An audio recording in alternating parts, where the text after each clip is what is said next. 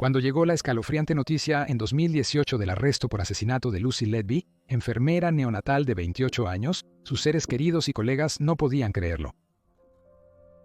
Descrita como beige y promedio, Letby había vivido una infancia contenta y había pasado su juventud soñando con convertirse en enfermera, al igual que las que la habían ayudado a ella y a su madre durante su difícil nacimiento.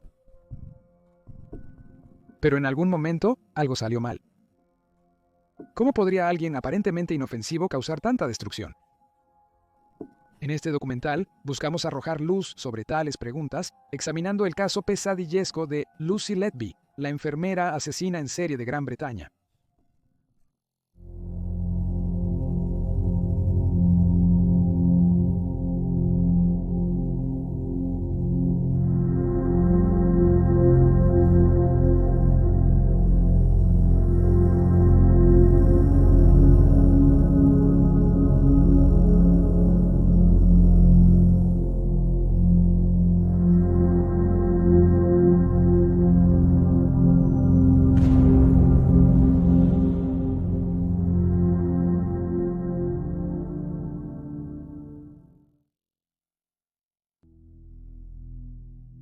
Vida temprana. Lucy Letby nació el 4 de enero, 1990 en Hereford, Inglaterra. La única hija de John y Susan Letby, un gerente financiero y una secretaria de cuentas, respectivamente. Vivió una infancia idílica. Creció en Arran Avenue, un pequeño callejón sin salida de Hinton Road, y asistía regularmente a la iglesia. Los amigos de la escuela de Letby la recordaron como generosa, gentil y considerada, con uno describiéndola con un aura alegre y pacífica que hacía que todos a su alrededor se sintieran felices y cómodos. Incluso adoptó el apodo de Mary Poppins que le dieron sus amigos por su naturaleza dulce y maternal. Siempre tenía a mano vendas y toallitas antisépticas para cortes y raspaduras menores. Desde pequeña soñó con ser enfermera, lo cual se debió a que su propio nacimiento fue difícil para su madre. Un amigo le dijo a la British Broadcasting Corporation que Letby estaba muy agradecida con las enfermeras por ayudar a salvar su vida. Agregaron que todas sus acciones estuvieron enfocadas en su meta final de ser enfermera. Letby asistió a la escuela Aylestone y al Colegio de Formación Superior Hereford, donde se la describió como tímida y estudiosa. Aunque no era muy popular, tenía un grupo íntimo de amigos conocidos como la familia desparejada. En su adolescencia, mientras se acercaba a realizar su sueño, a menudo hablaba sobre la salud y el desarrollo infantil. A nadie a su alrededor le sorprendió esto. Letby misma diría más tarde a los tribunales: "Siempre he querido trabajar con niños", añadiendo más tarde que eligió sus materias escolares en función de si ayudarían o no a apoyar su elección de carrera. Otra amiga de Letby, Jade Thomas, señaló que ella estaba enfocada y orientada a su carrera desde una edad tan temprana, pero añadió que también quería algún día establecerse y tener un esposo e hijos propios. Después de aprobar sus exámenes de nivel A, Letby comenzó a estudiar enfermería en la Universidad de Chester en septiembre de 2008. Estudió enfermería general durante su primer año antes de especializarse en enfermería pediátrica los siguientes 2 años. Reconocida como la primera persona en su familia en ir a la universidad, sus padres estaban emocionados cuando se graduó, poniendo un aviso en el periódico local que decía: "Estamos tan orgullosos de ti después de todo tu duro trabajo". Los compañeros de universidad de B la recordaron de manera similar a sus amigos de la escuela, notando que ella era muy trabajadora y tranquila. Otro la etiquetó como brillante y dedicada a sus estudios. Durante sus estudios universitarios, hizo prácticas en hospitales del noroeste, incluyendo el Hospital de Mujeres de Liverpool y el Hospital Condesa de Chester. Y finalmente se graduó en septiembre de 2011. 4 meses después, en enero de 2012, se le ofreció un puesto en la unidad neonatal del Hospital Condesa de Chester. BE aceptó felizmente el puesto, por lo que había trabajado durante años. Esto es lo que había soñado desde que era una niña pequeña. En la sala, cuidaba a los bebés enfermos y prematuros. Su ética de trabajo era tan impresionante que pronto se calificó como enfermera de banda 5, y para la primavera de 2014 completó una formación especializada que le permitió trabajar con bebés que requerían cuidados intensivos. En 2013, en su perfil de personal, Letby declaró que era responsable de cuidar a una amplia gama de bebés que requerían varios niveles de apoyo y que disfrutaba viéndolos progresar y apoyando a sus familias. También se informó que participó en una campaña para recaudar fondos para una nueva unidad neonatal en el hospital. Letby le dijo a los tribunales que disfrutaba su trabajo como enfermera en cuidados intensivos, ya que era su pasión. Todas las enfermeras en la unidad tienen un área en la que prefieren o sobresalen. Sabían que yo estaba feliz. Sin embargo, durante su empleo, se sabía que Letby había calificado el trabajo no intensivo como aburrido, y se le había visto discutir al menos una vez con un colega superior cuando se le pidió trabajar en la guardería exterior, donde se trataba a los bebés en preparación para ir a casa. La guardería exterior ocupaba 2 de las 4 habitaciones de la unidad neonatal, y se describía a Letby como infeliz si se le asignaban turnos en la guardería exterior en lugar de en las habitaciones de cuidados intensivos o de alta dependencia. La enfermera superior Catherine Percival Calderbank declaró que Letby decía que era aburrido y no quería alimentar a los bebés, sino estar en cuidados intensivos. Percival Calderbank agregó, sin embargo, que prefería cuando sus enfermeras tomaban descansos del estresante trabajo de cuidados intensivos o de alta dependencia, declarando: más bien estábamos preocupados por la salud mental de Lucy porque puede ser molesto, emocional y a veces agotador, también al final de un turno. Si te ponen constantemente en esa situación estresante, a veces debes salir de ese ambiente y estar en una guardería exterior. También señaló que Letby estaba dispuesta a ayudar si surgía un problema en las habitaciones de mayor intensidad y estaría allí al instante si algo sucedía. Durante su carrera académica, Letby era vista como reservada, amable y motivada. Sus compañeros en el hospital la veían bajo una luz diferente. Algunos la describieron como ansiosa por aprender, hasta el punto de que rozaba ser la favorita del profesor. Otros, sin embargo, notaron que molestaba a algunas personas con su aire de superioridad. Una colega de Letby dijo al Sunday Times que algunos consideraban a Letby engreída. Aunque no la veía fría, entendía por qué otros sí. A Letby le gustaba el orden y seguía las reglas estrictamente, o al menos lo aparentaba. Siempre señalaba rápidamente los errores ajenos y era la primera en reprender a alguien si cometía una falta. Durante su tiempo inicial en Chester, Letby vivía en alojamiento para el personal en Ash House. Posteriormente, vivió en un apartamento por unos 6 meses antes de volver a Ash House en el verano de 2015. El año siguiente, compró una casa adosada en Westbourne Street, en Chester. Un informe de la British Broadcasting Corporation describió su casa como ordinaria. Había un dibujo colgado en un tablón de anuncios en la cocina de su ahijado. Lucy Letby recibió el premio Madrina número 1. En su habitación había peluches de Winnie the Pooh y Eeyore, y en la sala, documentos veterinarios para sus gatos Smudge y Tiger. En su cabecera había luces de hadas parpadeantes y un edredón con la frase «Dulces sueños». Sus gustos decorativos infantiles contrastaban con los graves delitos de los que sería acusado más tarde.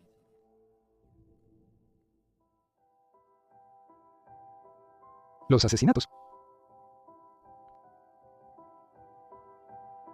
Fue el verano de 2015 cuando un pediatra senior y consultor principal en el Hospital Condesa de Chester, el Dr. Stephen Breary, notó alguna actividad inusual en la unidad. 4 bebés bastante saludables se habían desplomado, un término utilizado para describir a los infantes que sucumbieron a un deterioro agudo y catastrófico de la salud en 15 días. Además, su declive llegó sin razón aparente. Solo uno de los 4 niños sobrevivió. El primer asesinato conocido de Lucy fue de un bebé de un día de edad conocido como Niño A. Había sido entregado por cesárea a las 31 semanas y admitido en la sala de cuidados intensivos de la unidad neonatal. A pesar de ser prematuro, respiraba sin ayuda y se observó que en general estaba en buenas condiciones. El 8 de junio, 2015, una hora después de comenzar su turno, Letby alertó a los médicos que el bebé parecía estar colapsando. Un médico y consultor notaron de inmediato la inusual decoloración en la piel del bebé. Se describió con parches de piel rosa que aparecían y desaparecían sobre su piel azul. Sin embargo, estaban desconcertados sobre qué síntoma era esta extraña coloración de la piel. Posteriormente se reveló que Let.B. había introducido aire en el flujo sanguíneo del niño A mediante uno de los dos tubos conectados a su cuerpo. Esto se convertiría en su método de asesinato preferido. A pesar de los intentos por reanimar al bebé, fue declarado muerto a las 8:58 de la noche.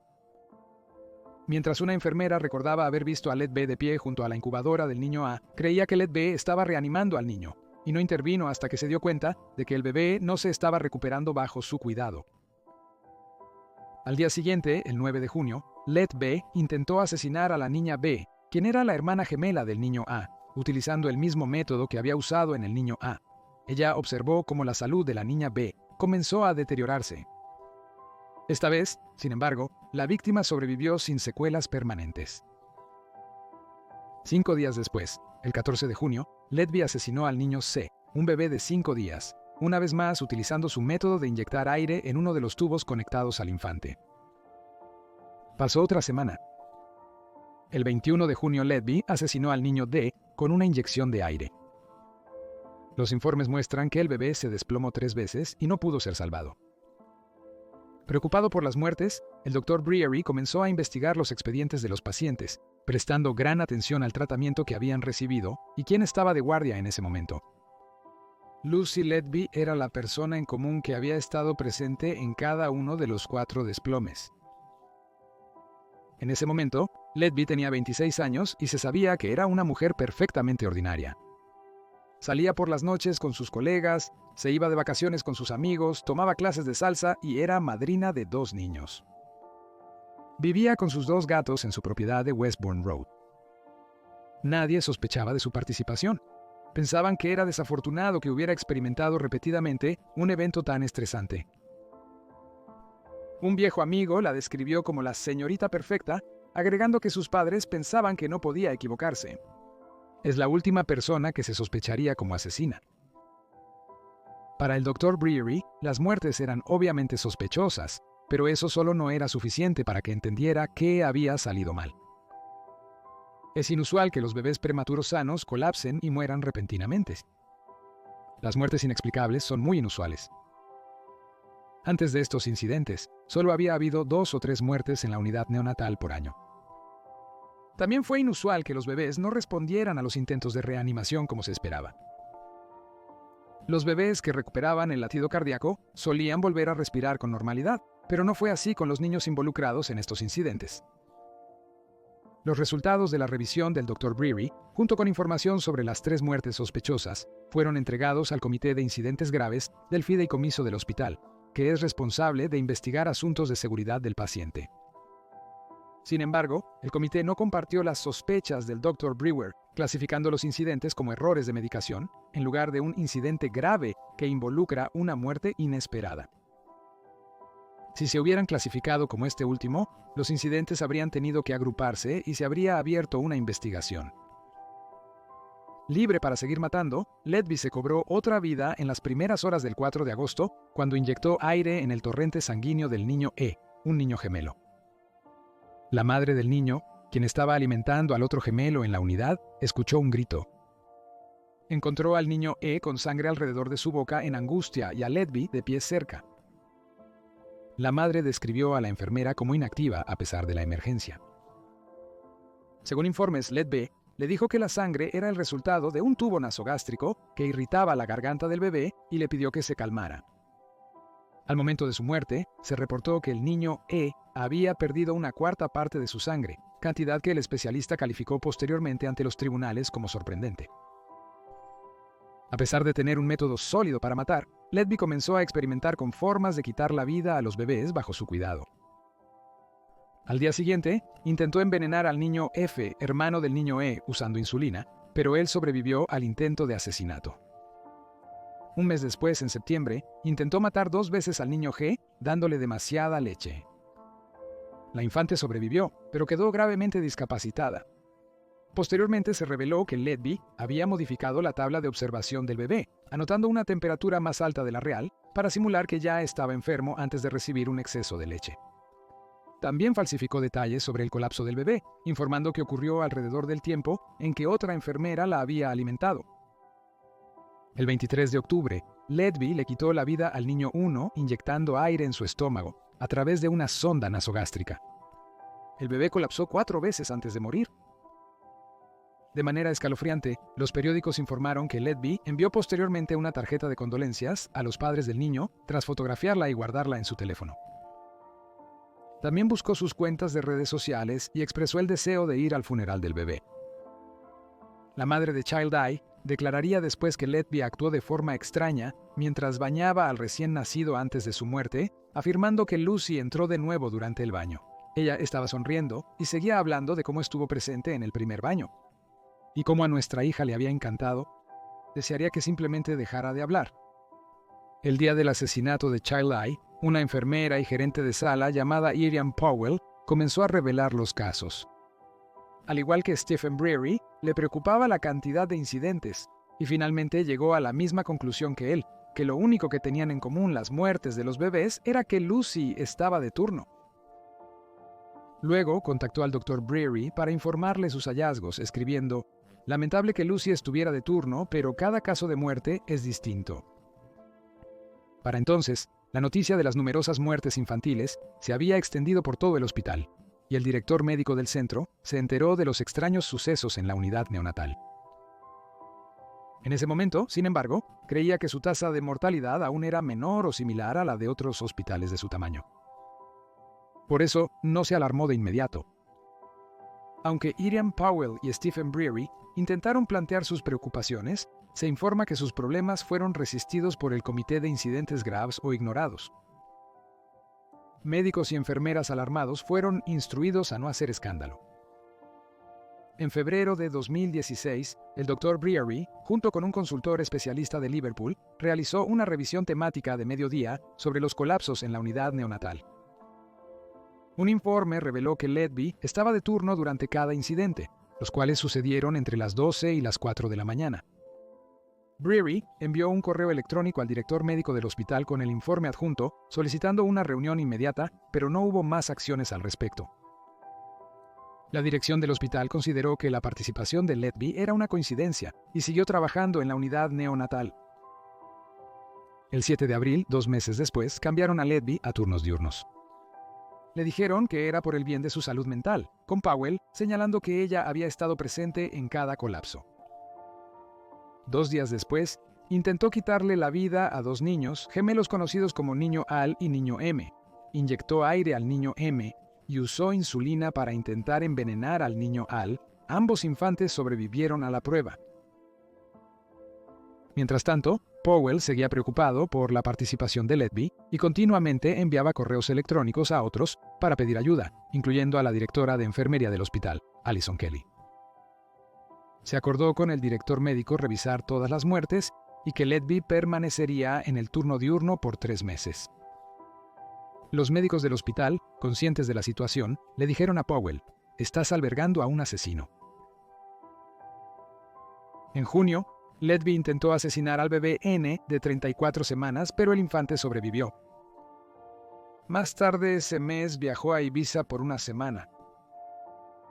Antes de volver al trabajo, el 23 de junio, envió un mensaje a un amigo diciendo: "Probablemente regrese con un golpe, jaja". A las pocas horas de haber vuelto al trabajo, se llevó la vida de 2 trillizos, conocidos como Niño O y P. El niño O fue descrito como un bebé perfectamente sano y estaba a punto de ser dado de alta, pero de repente se desplomó el 23. Se desplomó otras 3 veces antes de fallecer. Una autopsia posterior mostró que su cuerpo contenía una cantidad inusual de gas y su hígado había sido dañado.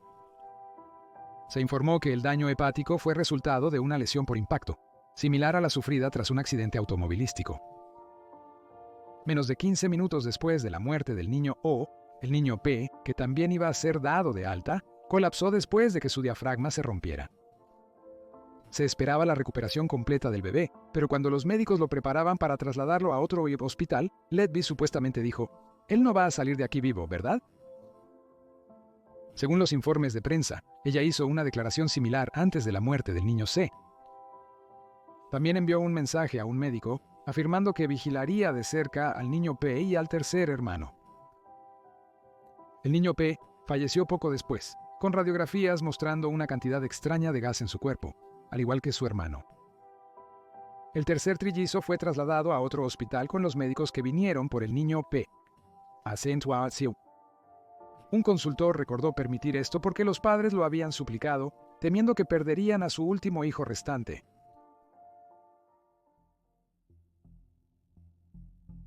Investigación adicional. Tras las muertes de los niños O y P, Stephen Breary exigió que Letby fuera retirada de la unidad neonatal. Sin embargo, el ejecutivo de turno argumentó que la joven de 26 años estaba apta para trabajar, no representaba un riesgo para la seguridad y estaría feliz de asumir la responsabilidad si surgieran más problemas mientras ella cuidaba a los bebés.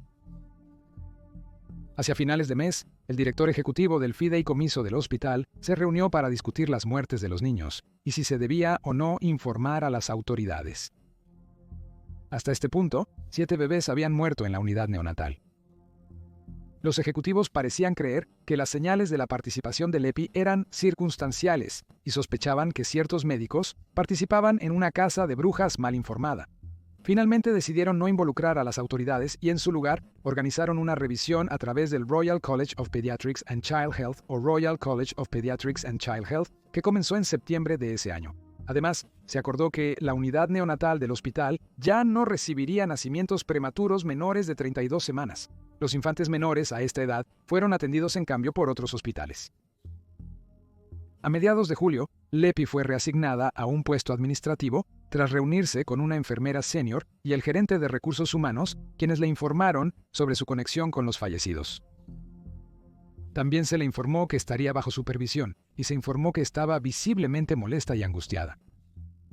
Sin embargo, la falta de personal impidió que Letby fuera supervisada en la sala de neonatos, siendo trasladada a un puesto administrativo sin volver jamás a dicha sala.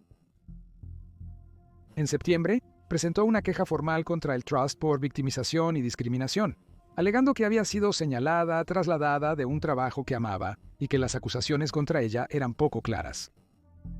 Exigió conocer las reclamaciones bajo investigación. Varios meses después, en octubre de 2016, el Royal College of Pediatrics and Child Health concluyó sus investigaciones e informó sus hallazgos. Su revisión no investigó las acciones de Letby ni las muertes de los niños y se centró en la conducta de la unidad neonatal. El Royal College of Pediatrics and Child Health no pudo encontrar una explicación concreta para el aumento de las muertes, pero notó que había problemas importantes de personal en la unidad y que no había suficiente personal superior disponible. También recomendó que se revisara en detalle la muerte de cada bebé y señaló que no todos los bebés habían sido enviados a autopsias, a pesar de que esta era la mejor línea de acción después de sus muertes.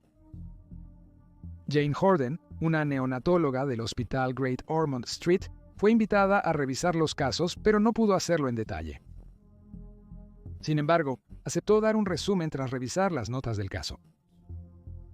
Recomendó que se realizara una revisión forense de los casos, pero esto nunca se llevó a cabo. Se entrevistó a 10 empleados del hospital sobre la queja de Letby. Aunque la mayoría amenazó con llamar a la policía si la devolvían a la nueva unidad natal, algunos salieron en su defensa. Una enfermera senior dijo que los médicos realizaban una caza de brujas y expresó su deseo de que ella volviera a la unidad, afirmando que estarían encantados. Los investigadores que examinaban la queja también peinaron a través de la historia laboral de Letby. No encontraron nada que indicara que su conducta era mala o poco profesional. No había quejas previas contra ella. Finalmente, los investigadores concluyeron que los médicos tenían la culpa por sospechar de ella. Le dijeron: "Este comportamiento ha resultado en que tú, un colega junior y profesional, te sientas aislado y vulnerable, poniendo en duda tu reputación. Esto es inaceptable y podría considerarse victimización". El informe también indicó que el hospital ayudaría a su carrera profesional apoyándola con una maestría o un curso avanzado de neonatología. También se le ofreció chequeos semanales con una enfermera senior para su bienestar. La investigación terminó el 12 de noviembre.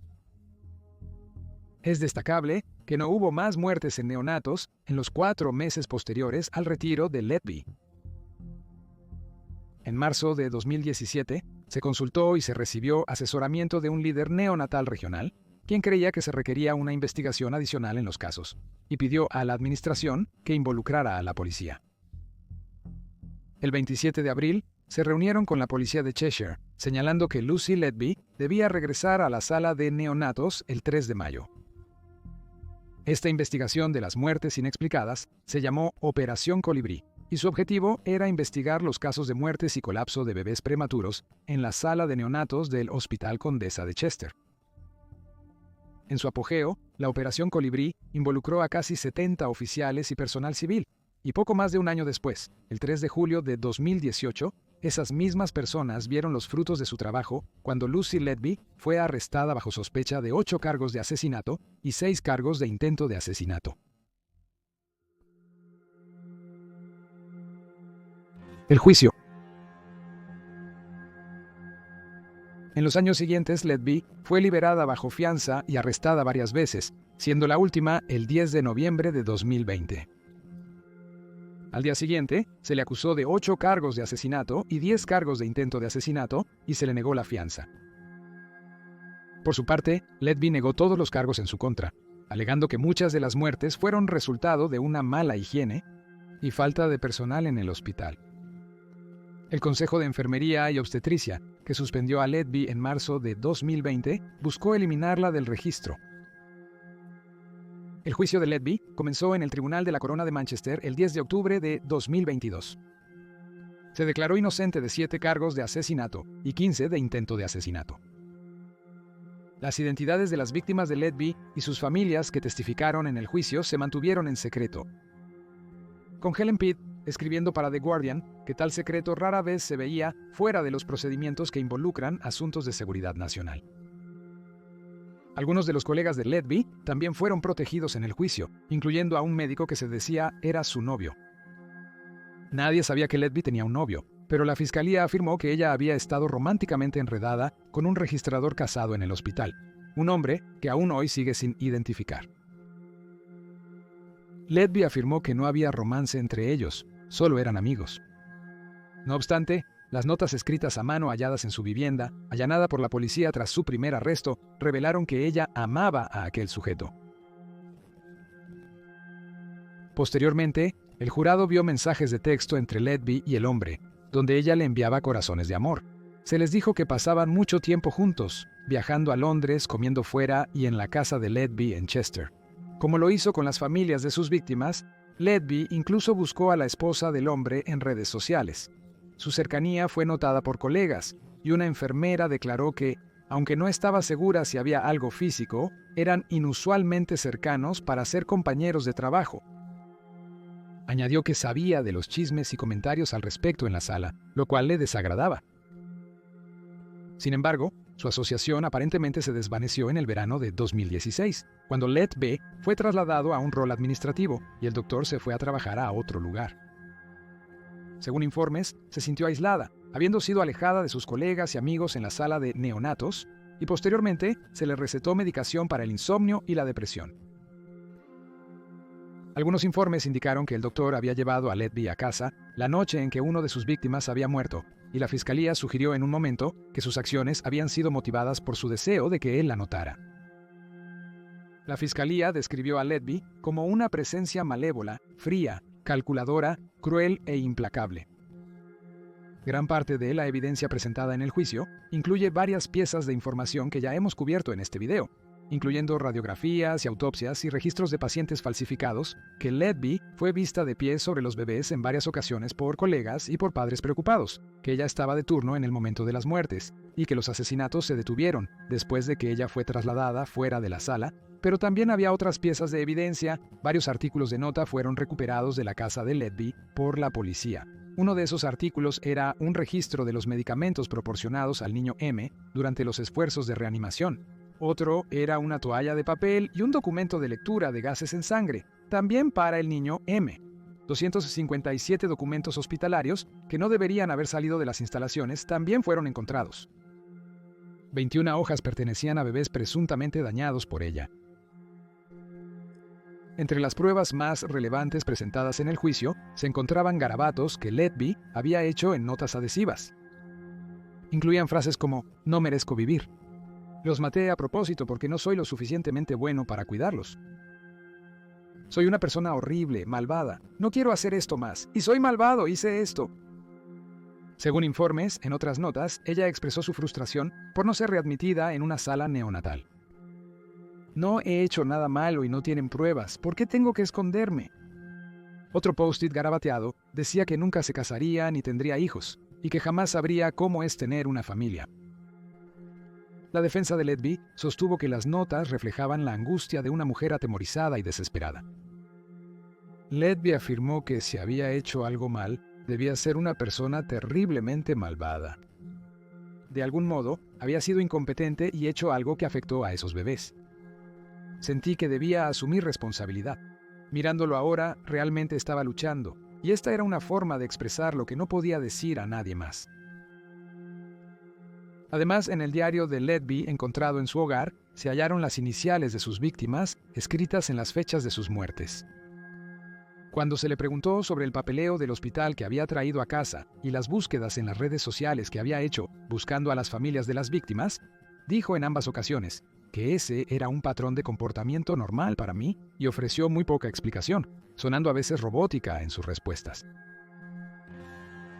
Los reporteros notaron que ella había comenzado sonando elocuente y sin inmutarse, y la describieron como cooperativa, pero que eventualmente comenzó a desmoronarse, sobre todo cuando comenzó a hablar de sí misma y del impacto que el caso tuvo en ella.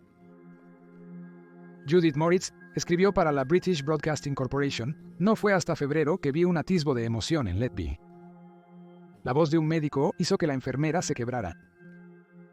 Su voz parecía despertar emociones nunca antes vistas". Moritz notó que el novio anónimo de Letby provocó sentimientos en ella por primera vez durante el juicio. Cuando se le preguntó por qué lloró al hablar de sí misma, pero no de los bebés o sus familias, afirmó haber llorado al hablar de algunos de esos bebés. Se informó que Letby también pidió detenerse por primera vez durante el juicio cuando la fiscalía comenzó a interrogarla, encontrando fallos en su testimonio y señalando la información contradictoria que había dado. Judith escribió que la fiscalía preguntó: "¿Estás mintiendo? ¿Verdad, Lucy Letby? Disfrutaste lo que estaba pasando, ¿no es así?". Después, Letby se volvió monosilábica antes de pedir que se detuviera. El 18 de agosto de 2023, Letby fue declarada culpable de 7 cargos de asesinato y 7 de intento de asesinato.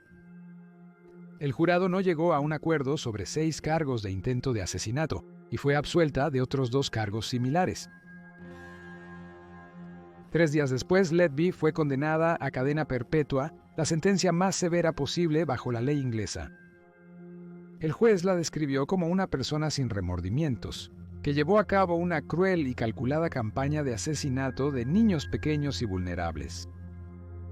Al no asistir a la audiencia de sentencia, no escuchó las múltiples declaraciones de impacto de las víctimas. Otros motivos.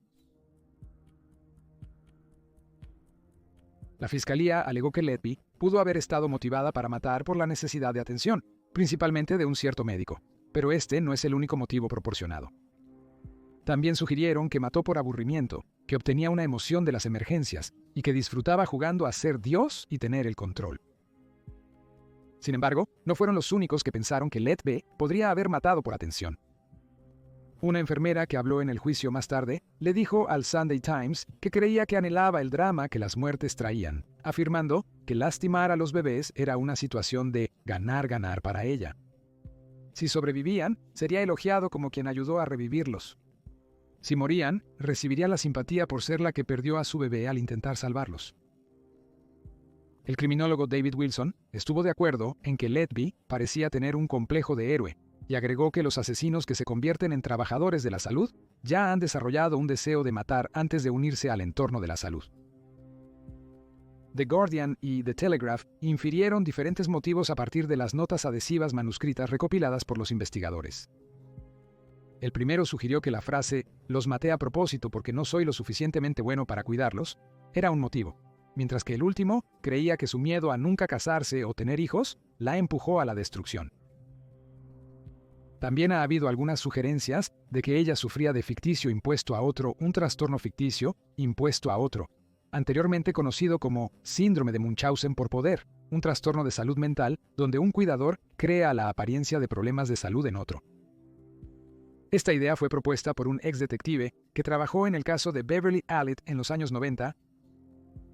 Allitt es una asesina en serie inglesa condenada por asesinar a 4 niños, intentar matar a otros 3 y lesionar gravemente a otros 6 cuando trabajaba como enfermera en una sala pediátrica. Nunca se ha identificado su motivo para el asesinato, pero a lo largo de los años se ha sugerido el ficticio impuesto a otro. El psicólogo criminal David Holmes y Dominic Wilmot han expresado su apoyo a esta teoría en lo que respecta a ambos asesinos, con Wilmot declarando, ella quiere estar involucrada en este caso. De hecho, tiene la oportunidad ideal para estar equivocado. Por lo tanto, esperamos que la mayoría de los delincuentes eviten ser atrapados y se alejen de su conducta criminal. Beverly Allitt y Lucy Letby parecen estar inyectándose en la investigación, en las circunstancias, por lo que muestra que hay algo más sucediendo aquí.